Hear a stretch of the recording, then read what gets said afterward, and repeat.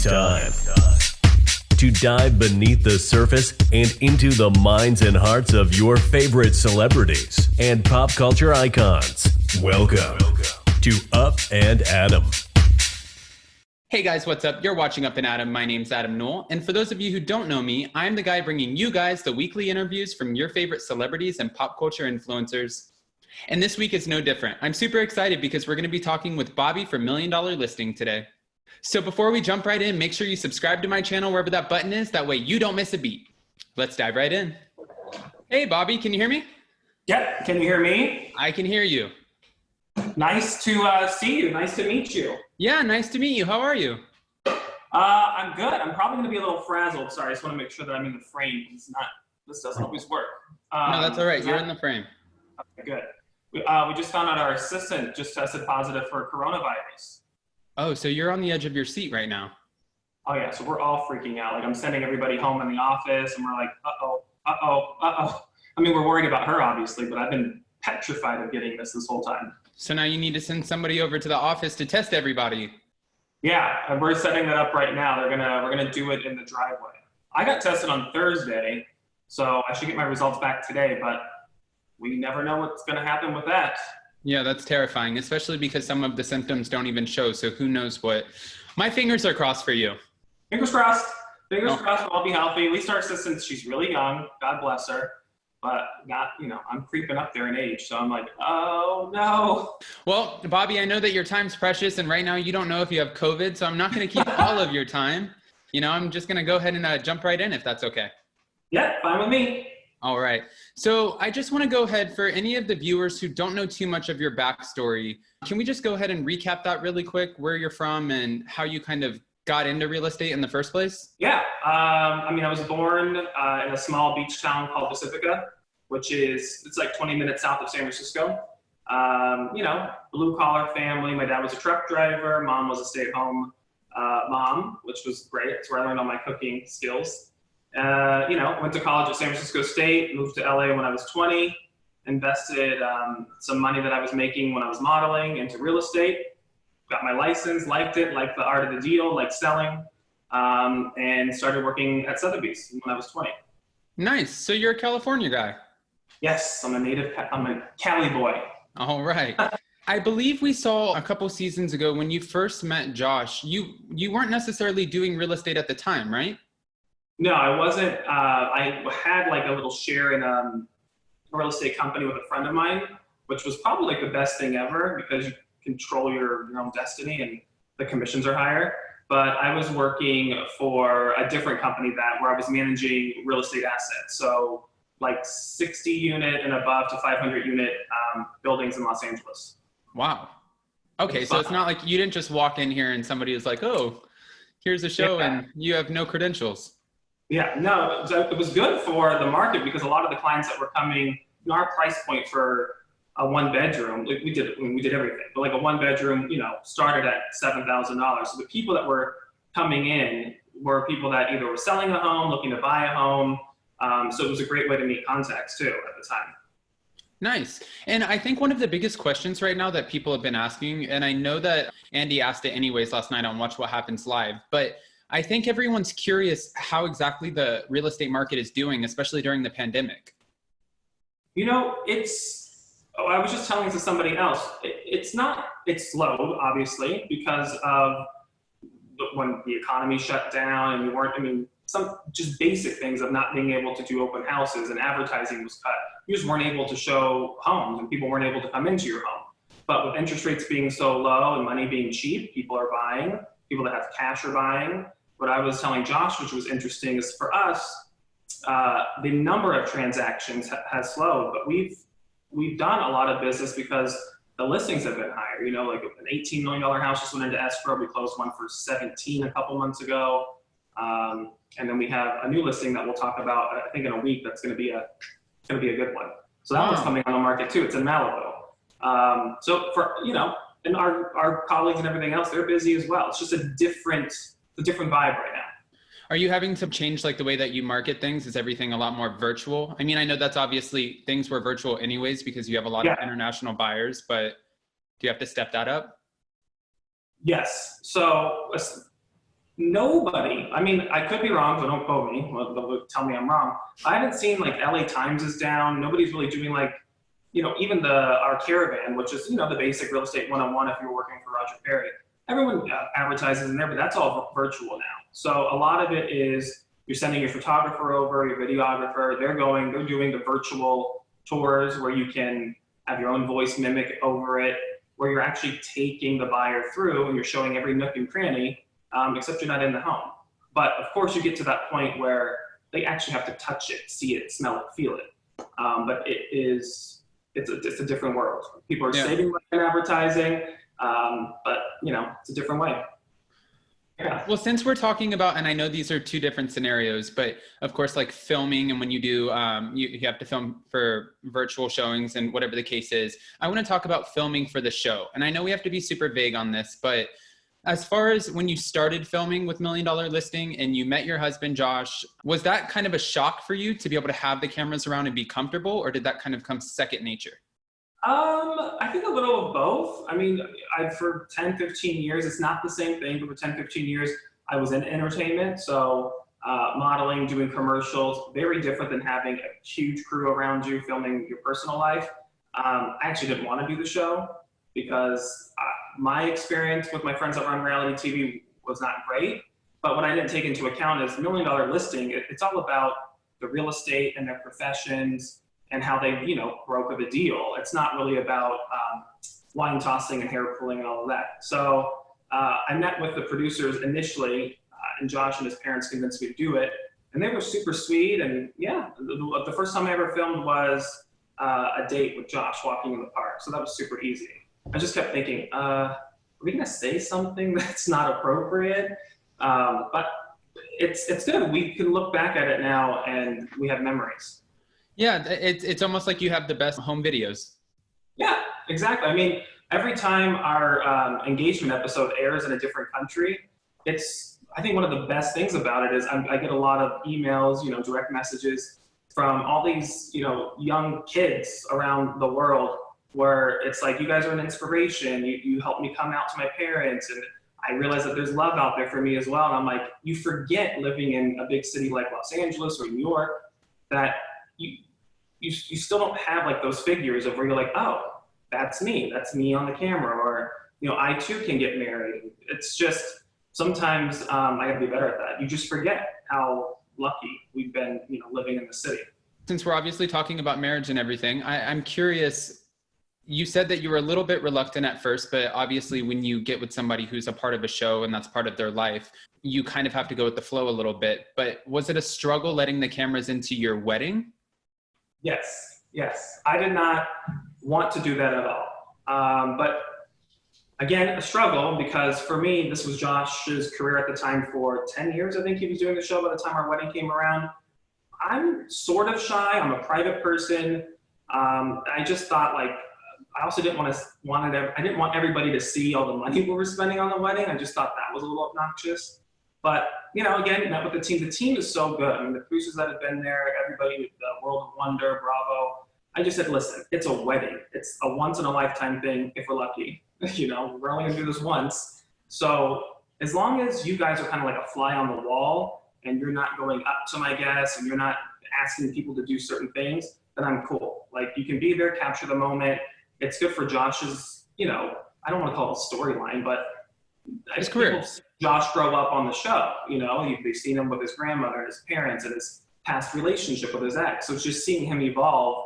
I felt like, he deserved that, and, his fans deserved it. So I was fine. I have to ask this too, again, I have to ask a lot apparently, but talking about marriage and stuff, my fiance and I have been together for about 6 years, and we've been engaged for 3. And I think our personalities are so vastly different. Okay. I'm curious because on the show, we obviously see you as this kind of easy go with the flow guy. And Josh obviously has his own personality, which people love him for. That I think this is an okay word to use, a little bit eccentric at times with certain things. Oh, he would love that. Yeah. Yeah.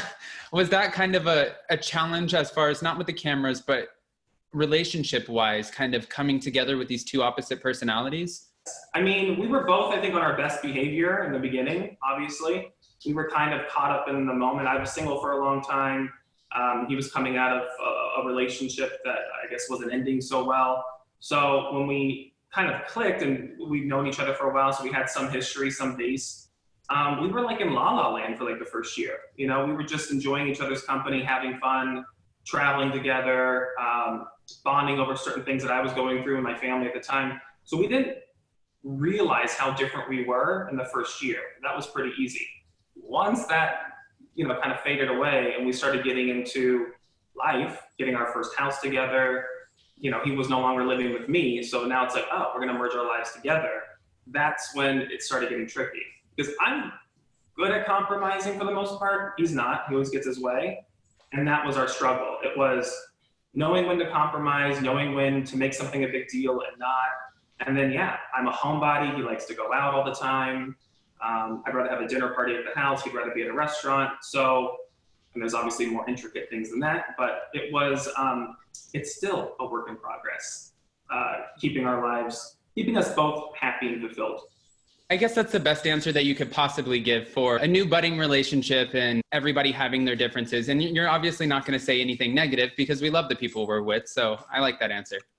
Well, I've said it on the show before and I get in trouble. I get the hate tweets. Uh-oh, yeah. It's like, it's the best thing is like when I started doing this YouTube channel during quarantine, which started as fun, is that a lot of people that watch the show, it ended up writing me back and saying, oh, we didn't realize you were so fun or so funny or so down to earth. Like, you come off different on the show. I'm like, what do you mean? Like, but the show only shows minutes of your conversation or whatever you're doing. So my sarcastic jokes or banter with Josh can come off like I'm rude or I don't love him, but it's just, you know, who I am. It's part of my humor. Hopefully people understand too. That's just a part of clever editing, and producers have a job. They do. They gotta make it interesting. So what the question is though, 3 years engaged, why not walking down the aisle? Do you know, I did an interview the other day with Caroline Stanberry, who I love, and she's doing a new podcast called Divorce Not Dead. Please excuse my zoo in the moment while we're in the middle of quarantine and our pandemic. I'm in Los Angeles too, so we're obviously all stuck in. No, I was talking to Caroline Stanberry and she's doing this Divorce Not Dead. And we got on the topic and I was like, yeah, it's crazy. My parents have been collectively divorced 9 times. So I think it just terrifies me. Just the idea. And I had this big, like, we all got to see your proposal, but I had this also really great kind of gay bachelor proposal where we had a helicopter landed on a hill in Malibu. And I was like, shit, you know, wow. I still love the person that I'm with. The paper terrifies me. Well, I mean, we have great role models who never got married. Oprah and Stedman, Goldie Hawn, Kurt Russell. But they've been with their, you know, other halves for over 25 years. So thank you for saying that, because I'm going to play that back for my fiance. Where is your fiance? Does he get to go to work or does he work from home as well? Works from home as well. I actually have him stored away in the bedroom right now, which I'm like muzzling him.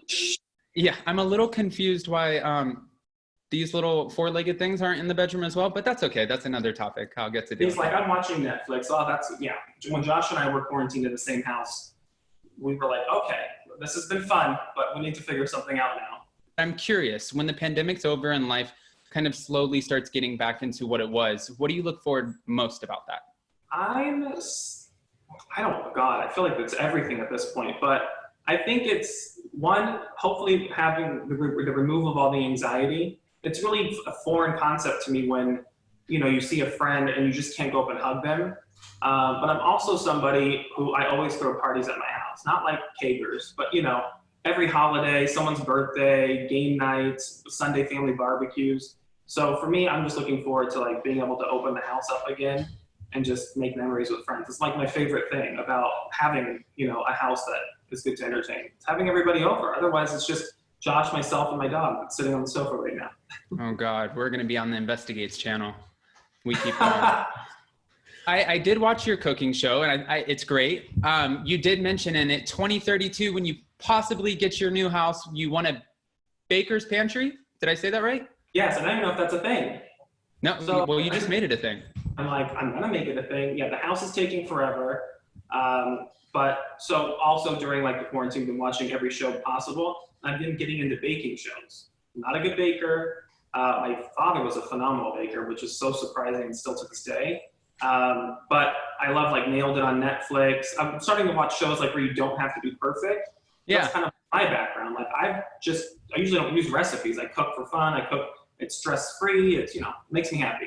So watching Nailed It, and they always run to the pantry. I'm like, oh, I want a baker's pantry like that, where everything is just labeled and you can just come up with like, concoctions yourself, do whatever you want.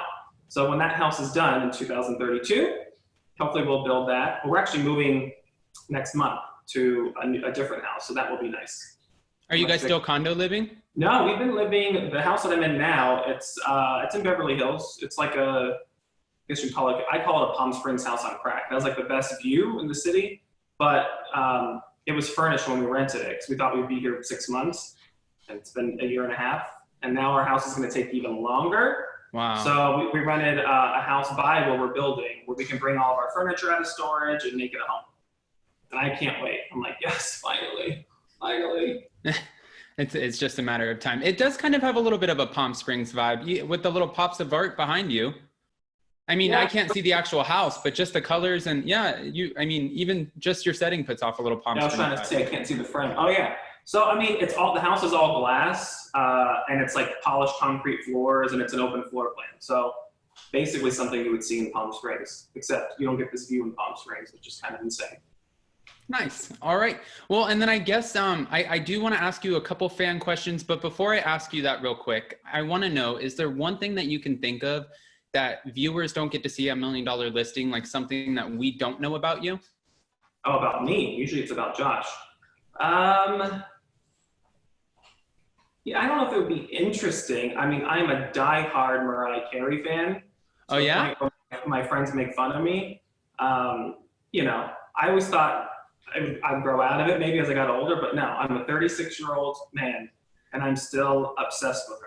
Like, no, Mariah's timeless. I mean, if you start saying, I was about to say if you start saying like Britney Spears or something, but even Britney is kind of timeless in her own way. Yeah, I mean, certain people are like iconic. Like I was just talking to my friend before the interview, where Mariah's memoir is coming out. I'm like, I can't wait to get it. I want to read all of it because anytime I'm having a down day, I put on a concert, I listen to her music, and Josh always comes out and goes, Mariah again, really? I'm like, yeah, she's my happy place.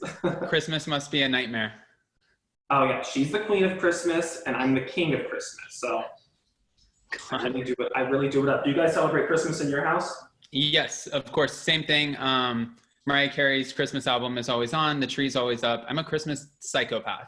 I was born in West Palm Beach, Florida, so it never felt like Christmas. We always had like the palm trees and the hot weather.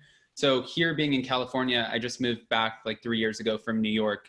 Just being able to kind of get a little bit more of a chill factor, it definitely puts you in the spirit. Yep. Yeah. Love it. It's so much fun. I'm counting down the days. Hopefully we're not still in a pandemic when this happens, when the holidays. I'm like, I can't throw my annual big Christmas party if like we're still in this pandemic. We can't have anybody over. Nope, you're going to be doing it on Zoom. I will be happy to retire Zoom as well when this is over. Like everything is on Zoom now, which is so foreign. Yeah, yeah. Like, even talking to you, I'm like, am I looking at him directly? Am I not? You're like, you just don't even know. No, and I mean, I wish we would have known about this before the pandemic because I would have bought stock in Zoom. Yes, stock in a few things for sure. Yeah. We all thought it was going to be 14 days. Little did we know. No. All right. Well, again, I don't want to keep too much of your time. I did put out some feelers and let a few people know that I was going to be talking with you, and I got some questions. So okay. I vetted them out. Nothing's too crazy, but I'm just curious what your answers are. Okay. I'm an open book. All right. We have Stacy from Tennessee, and Stacy wants to know, do you ever want to have children? Yes. That's the quickest answer I can give. Yes, definitely. I would have loved to have had them 2 years ago. Do you have a number in mind, or you just, as long as you have one healthy baby, you're good? One healthy baby's great. If I was reaching for the stars, I would want twins. Like just 2 kids, I think is enough. I'm a family of like 3, 2 other siblings. So I was like, thank God they had 3 because I was the baby, but twins, that would be great. Twins. All right. All right. And then we have Drew from Kentucky, and Drew wants to know, if you weren't in real estate, what would your dream job be? Oh man, if I could sing, I'd be a singer, but I can't. I love music because it makes me happy. I would, honestly, it would probably be interior design or something, with the like lifestyle and entertaining. Because I love doing all that. I still don't know what it feels like to plan somebody else's parties, but something around that. Yeah, like Mindy Weiss. Yes, be the male version of her. She's amazing. Carly wants to know, what is the key to having a successful marriage? Communication and your own space in your home. So communication's key, but you need to have your own, if you're feeling in the moment, you need to be able to go somewhere where it's your sanctuary. I think that's the key. Josh would say separate bathrooms, but I just think that's silly. Yes, you need them if you can have them, but gotta communicate. Communication. Yeah. All right, I'll remember to try to work on that one when I get off this video. But it's 6 years now that together though, right? Yeah, so we communicate pretty well. We also have separate rooms and separate bathrooms. So I think I agree with both of you. And you've been together longer than Josh and I. We're only gonna be together 5 years. Yeah, and I'm not on the Investigates channel yet, so I think we're all doing great. I always said during quarantine, I was like, if this keeps up, I'm gonna end up on Snapped. That's it. Yeah, or Wives with Knives. I thought I was gonna land a role on either one of those. I'm glad I'm not alone. I'm glad I'm not the only one. No. All right, and then I have Jason from Utah, and Jason wants to know, what do you think? And this is one of the ones I was kind of iffy about asking you, but do you have any opinions on the Bravo's recent turnover? Oh, that's a tricky one. You mean with people being canceled? Yeah, I guess the best way to answer that is, are you excited that Bravo is progressing as a network? I am. I think that we should all want to evolve and become better human beings on this planet. I mean, as cheesy as that sounds, I watch The View every once in a while when I'm in the office. I think Whoopi says it best always. She's like, I'm here for anybody who wants to listen and understand. And that's kind of where I'm at, where there you have on one hand, you have people that have made mistakes in the past, but they could have evolved since then. So I'm not a big fan of canceling everybody right away for something they might have said in the past or something they have said, because we all make mistakes. Someone's currently doing something that's hateful. I think then Bravo is doing the right thing, but there's a couple people that have been canceled that I'm big fans of, and I know them personally, and it's unfortunate to see, but. Yeah. And that has to be, it just has to be, again, like no names mentioned or anything, but it just has to be insane, kind of expecting to be filming another season or expecting to have that contract coming up. And that's all you've known for the past few years is you immerse yourself into this reality world. And some of the people who have been let go don't even really have trades off to the side. So when you're let go, it's like, wow, you got it so fast. And then the whole life changes. And to the point of, everyone's saying, well, good, it should change because this group has been oppressed for so long, and I'm here for all that. I know about all that. I come from a mixed family. We have everybody in our family with all walks of life. So I get it. It's a work in progress. I think we're heading in the right direction. I think time is up, and everybody is ready to shape. What was that? The grandparents just say shape up or ship out. Yeah, shape up or ship out. Yeah. Yeah. So I think it's great. It's time for a change. Open our ears, hearts, and eyes. Yeah. Absolutely. All right. And then I have my last question for you. It's from Chrissy from New York, and she wants to know, do you ever imagine yourself living somewhere else other than Los Angeles? Yes. It probably will never happen. There's two places, Aspen and New York. Aspen might happen sometime in the future. But New York, I just think, everyone always says, it's a dream. Once you get there, forget about it. But Josh and I both love New York so much. And you could disappear in New York, like you walk out of your apartment building and just put your hat on and walk down the street and everyone's on the street, right? In LA, it's just, I'm like, oh, I can never imagine living here for the rest of my life. Like with the desire for everyone to look young forever until you're 90. I'm like, no. I want to be like an old Jewish man in New York. Just living until I'm 100 and seeing Broadway plays every night.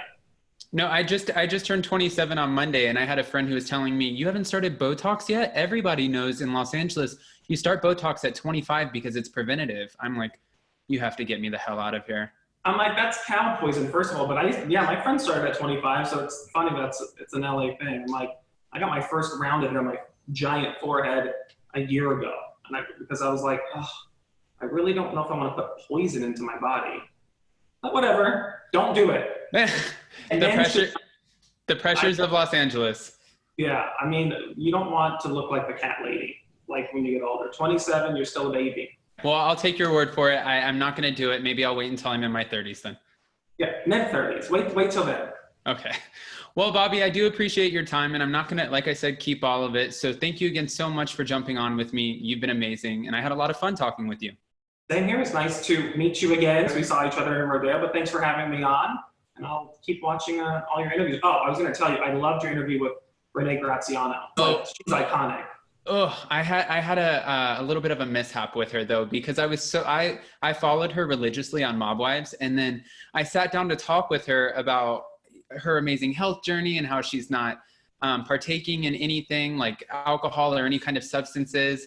And then she proceeded to tell me that she got a new radio show in Los Angeles, so she's going to be going back and forth from the East to the West Coast. So like an idiot, what do? I'm like, yeah, when you get here, I'll buy you a drink. She looks at me like. You're like, oh, well, that's an easy slip. I'd be like, an iced coffee drink. Yeah, or I was like a mocktail, something just to take the edge off. And I was like, okay, I got to go. Bye. Thanks, Renee. No, she's great. Her and Dorito are great. So yeah, I like your channel. I think it's great. So thank you for having me on it. All right. Thank you so much. And yeah, I'll keep watching yours as well. And I can't wait to see what you whip up next. All right. Thank you. Have a good one. Bye, Bobby. Bye. Thanks for watching Up and Adam.